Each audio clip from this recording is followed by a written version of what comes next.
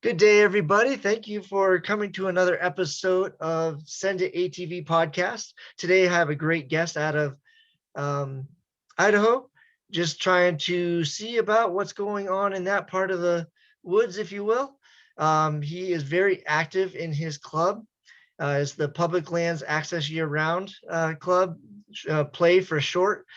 They really have a lot going on. They're very active in conservation and sustaining the off highway vehicle sport for everyone. So today I want to welcome Mr. Alex Irby. How are you doing, sir? Very good. Thank you. Yeah, you're very welcome. I'm glad you could hear. Thank you so much for agreeing to meet with us today and tell your story. Okay. I, I appreciate everything you're doing. I really do. I can't wait for everyone to hear what all you have going on. Um, Tell me how long has the club been around? It was started in '99 Okay. and been active ever since. We have a population. When we originally started, uh, our membership was 300 plus. It Wow. stabilized over the years to around 100 plus or minus on Hmm. any given year. A lot of additional support, but those are dues paying members. So Okay. Um, Great. Uh, what would you see happening over the next season or so? What would you like to see happen? well, we always are expanding it. What we're always hoping for is additional participation with the Forest Service. That's primarily who we work with on Hmm. federal lands. And in our state, the federal lands are quite large, uh, Hmm. percentage wise, quite large, over 50%. So, Wow.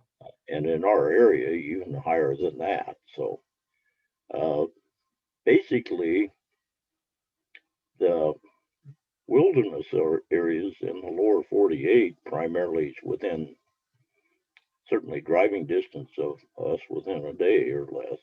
Hmm. So the first wilderness in Idaho is just next door to us, and then we added the Selway Bitterroot and the Frank Church, and then the Gospel Hump. So we've added a lot of wilderness area in our area, and uh, and certainly that's acceptable. But we, from the motorized recreation uh, vicinity, prefer working with the Forest Service and maintaining trails, helping build trails, Hmm. and then working hand in hand with the Forest Service. As their budgets decline, they have less like activity on the land, so we're certainly there to work with them. Right. Absolutely. Um, what just kind of going off a little bit, just how often do you guys have work weekends or like participations, or how do people get involved typically? So it's interesting. We Our organization is made up with a president and two vice presidents, a Hmm. secretary, and a treasurer, and then a board of directors. And overall, there's 11 members. And so we schedule ourselves every year for rides. Hmm. We have an annual rally ride in June, the end of June, and it's at a place called Camp 60. And Camp 60 was a logging camp that Potlatch Corporation had, or back in those days it was uh, Potlatch Forest Incorporated. I forgot for a moment. Anyway, and it was a 200 man camp. And quite frankly, my background in that area was in 1959. I went to work for the Clearwater Potlatch Timber Protective Association fighting fire. Oh, wow. And biggest fire, and then I spent 26 seasons with them fighting fire.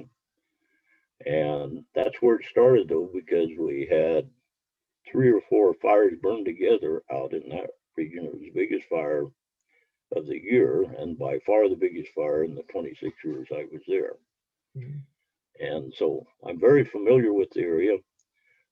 In my course of working for the CPTPA, and when I actually started, it was the CTPA before they formed with the PTPA. And so I was forest warden of Bertha Hill.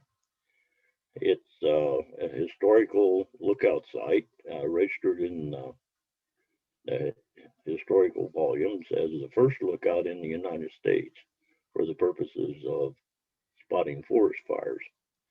Very Okay. fortunate, we had a camp just below the lookout, and I had up to a 20-man crew. And so, with that background, and then after my years of fighting fire, I became a resource manager for a small lumber company. So, having said this area that we wanted to establish some trails in was very familiar to me as one of the two authors who started the club. And so we set ourselves up and we schedule every year work parties and writing parties with people chairing each of those. Our work parties always establish the trails that we've adopted with the Forest Service. Mhm. And we now have 4 trails that we've adopted with the Forest Service. The Sheep Mountain Trail, which is out of Camp 60.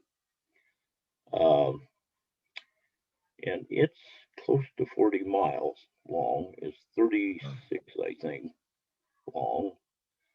The Deception Trail, which is in on the upper North Fork, and it's 28 miles long. The Salmon Creek Trail, and it's 20 miles long. And then the um, I guess it would be the Clark Mountain Trail, part of the Clark Mountain Trail, and it is about 15 miles. And then we try to work in harmony with other clubs like the Lewis and Clark Club out of Lewiston, Idaho, and Clarkston, Mhm. Washington. And our trails uh, emulate together.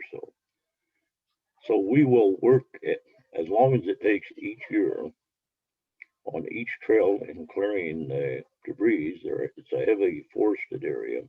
Mhm. So we have windfalls across the trees that we have to saw out, rocks, of course, to take out, and brushing. The brush grows fast here. Our precip is annually in that area between 35 and 50 inches. So it's according to Wow. where we're at. So we get a lot of growth. And that's what we do is just maintain. And if there's washouts and things, then we repair those. Mhm. And on our riding, we try to ride at least once a year in those trails. Our club does. And we always invite outsiders. And so continually we'll have fairly large rides. As an example, last year I had a ride in September out of Elk River, which is part of our system, GM Trail system, Mhm. and we had 64 riders, which is a lot. That is a lot. Yeah. I Oh, yeah. mean, But last year was different because of the virus that we had going through. People headed outside. We had campers that we'd never seen before, and now they love it. oh, And you can't hardly buy 4-wheelers out in our country now because of the demand, and it's really something. So people found the outdoors starting last year. yeah, with the pandemic, it just really opened people's eyes to other opportunities to do things. And little secret, the vehicle shortage across the nation is just nuts. Like I am in the process, I'm on a waiting list for 2 units, and I'm waiting 6 weeks. And one of them was like, it's a hope and a prayer if you get it. And I finally got a confirmation on it. So it's just the demand is so high because everybody wants to do it and so forth. And so it's But it's good. People are getting out, and but really, what I want to make sure people understand is that people are getting out, and they're also getting involved in helping out. Because like yourself, you put in so many hours of putting stuff together and working on it. If we could get more people to get involved and participate, and even just give one weekend or just even one day a year, that would be a huge amount of moving in the right direction. That's correct. And we do a lot of our project work on the trails during the week, Mhm. which kind of hurts those that are working because we have a lot of retirees. Right. And yeah, and it really is a magnet in drawing retirees Mhm. to our clubs, whether it's ours or another club. Um, Many people are moving to Idaho and have over the last few years. But here in the last year, they're really moving to Idaho. And but many of them have been coming anyway when they retire and wherever they're from, be it California or Ohio or uh, wherever it's from. And the reason for that normally, not always, but normally, is the fact that those fellows hunted out in our region. We had the largest, well, one of the two largest elk herds in the world at one time here in the Clearwater Basin Mm. after our gigantic fires in 1910 and numerous fires after that. And so consequently, the population really grew and people began to, this was their point source for hunting. And they like it so well that they con their wives and families into moving out here. And so uh, that's the type of folks we have. And we have a lot of law enforcement retired officers that moved Mm. to our area because of what I just said. Right. Yeah. That's great. And they all like to work. So Yeah. They want to get out there and be busy and be active and, get that camaraderie of just working on a common cause of doing good for conservation and everything else. So, um, Alex, why don't you share with us right now one of your favorite four-wheeling or off-road stories, or something may happen that's really funny to you that still makes you laugh to this day, um, with us all, if you would. well, I guess one of them, we have a ride we do every year called the Kirkwood Ride. And we live on the Clearwater River. And to get to Kirkwood, you have to go down across the Clearwater, the Salmon River, and then eventually you end up on the Snake River. These are all very large rivers. And wasn't very funny for me, but for everybody else afterwards, it turned out to be funny. We hit quite a bit of snow in the higher elevation, and it was turning to rain as we dropped down into the Snake River. And it's an old Jeep road. We call them Jeep roads here. Hmm. And it was built very steep, very crooked going into the basin. And in the process, it was raining hard, and very slick on the road, which is rutted. So I pulled out onto the grass beside the road, and I suspect everybody said I was going too fast, and I hit a solid rock.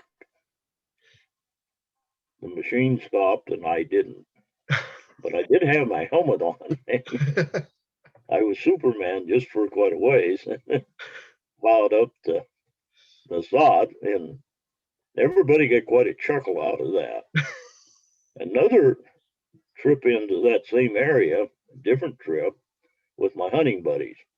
I hunted with a group of fellows or 8 of us at the end, 4 of us that started it. But anyway, we hunted together 40 years, same hunting area.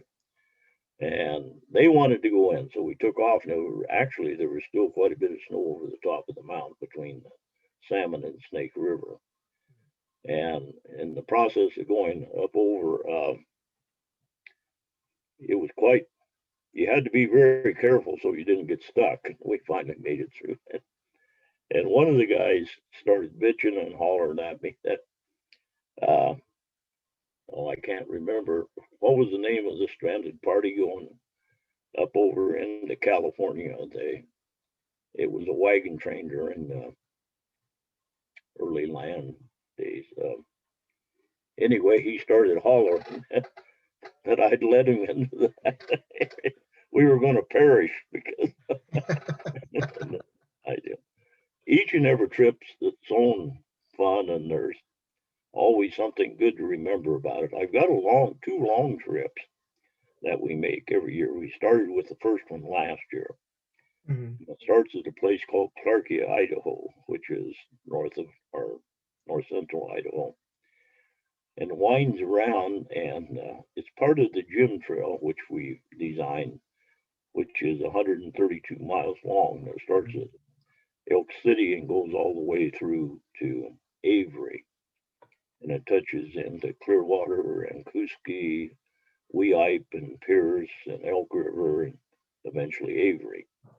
So anyway, we rode last year, and that was a long ride, better than 100 miles, and but it goes through some of the most picturesque scenery you've ever seen. And we hit snow because it was high elevation, Mhm.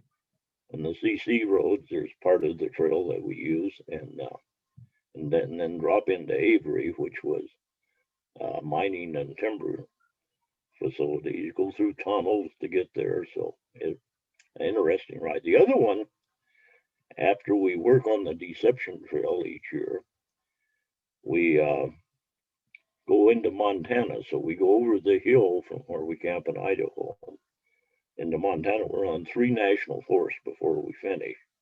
We go into Montana on the Lolo National Forest from the Clearwater and through some mining districts. One's historic, over the top of the hill into past Lake Missoula, into the Panhandle Forest in the headwaters of the St. Joe, which eventually gets into the lakes around Coeur d'Alene, and then we go back into the Clearwater. So, but there's always humorous things that happen.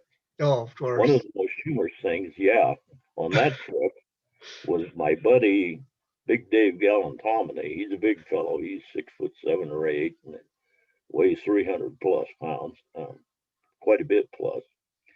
Anyway, his four-wheeler wouldn't work, so another guy loaned him a four-wheeler, Mhm. and I was ahead of the group leading, and so we stopped to wait near Lake Missoula, and a person came and caught us and said, "Oh, you got to come back. Dave's machine's broke down." So we went back, and the borrowed machine, the whole wheel, axle, and all had come out, and so there he was, a long ways, and so we left him there. So we were going to go up to Lake Missoula, which is over 6,000 feet, and we thought we could get out with a cell phone, and we could, and we got a hold of one of the gal's husband who was in Superior, Montana at the time, getting some stuff. And so, and another fellow that was supposed to rode with us was waiting there. He'd come back the backwards way. I'm still shocked he didn't get lost, but anyway, met us there, and we went on through. As we pulled into camp, here was Big Dave in camp now, and I said, "Mike, you picked up Big Dave?" No, he was here when I got back. And a lady had come by and asked directions up to Lake Missoula when we were working with Dave, and gave her the directions. And she had a real nice pickup and a couple little dogs in there. Anyway, long story short, she went up, decided not to go in the trail, come back and saw Big Dave sitting there, and asked him if she could go into town and get whatever he needed. And he said, finally, she said, "Well, I can take you back to camp," apparently. Mhm. And he was able to put the machine enough together to push it into a bank and into the back of the pickup. and that's how they got back. So that may be the most humorous story we've ever had, was Big Dave and how he got stranded, but yet he still made it back before we did. That's great. Oh, that's awesome. Well, before we wrap up, let's talk about what you think some of the biggest challenges are coming up this next season with, the increase in the popularity of sport and so forth. What are some things that you'd like to see people work on and improve? I belong to an organization called the Clearwater Basin Collaborative, and we've been very instrumental in working with the Forest Service directly for the last 12 or 13 years. And consequently, for years in our area, the Forest Service were having problems with lack of partnership, pretend partnership, but spent more time, more money, and legal difficulties than anything else. So that's why we started the organization. And a good many of the folks in this organization, like myself, are members of PLAY or other. So we work hand in hand with Forest Service. And I think what I'd like to see in the future is just a continuation of the cooperation on work parties and taking care of, actually, the public lands are our lands. They really are lands. People forget that because they're led by somebody, but consequently, they are our lands. And since they are our lands, being a public participation should be recognized and should be willing to do that. So participation from the public, whether it's on motorized recreation, we also work very strongly with non-motorized recreation. So we have both in our area, a great deal of both. And we continue to do that. We do both winter and summer recreation, but continued participation in that, recognizing that it is part of our heritage, actually, and consequently, we should, I think, look forward to spending as much or more time as we can working with the various landowners and making sure that, number one, we do take care of the land. And that's why PLAY actually started, one of the reasons. Potlatch is a very large logging organization, biggest landowner, largest landowner in the state of Idaho. But we saw a lot of abuse on the ground. So one of the reasons we started was to try and help them in policing that. Right. And so consequently, that's helped over time. And by having these designated trails, if you build something for people, they'll come. So consequently, that's what we're doing. And that's what I'd like to see in the future. Very good. Maintain continuation. If people wanted to get out and get connected with you, what would be the best way for them to reach out to you and get involved? Could you ask that again? My other telephone went off. That's fine. If people wanted to reach out to you and get involved, what would be the best way for them to do that? Probably through emails, but certainly my telephone's always available too. Okay. So either way would be fine. And I think you have both. Would you want me to give those now? Well, I'll post the email in the link below the description here, so that way they can actually just click there and reach out to you there and basically start getting involved and figure out how they can help you. Okay, thank you very much. Oh, you're very welcome. Alex, sir, thank you very much for your time. I appreciate the stories, and I know you have a lot of wisdom from all your experiences in the conservation of the land there in Idaho, and I appreciate all that you do. And thank you for putting up the good fight and keep leading this, and hopefully someone will come along and start backing you up the way you need to be. Thank you again. You're very welcome. Very pleased. Yes.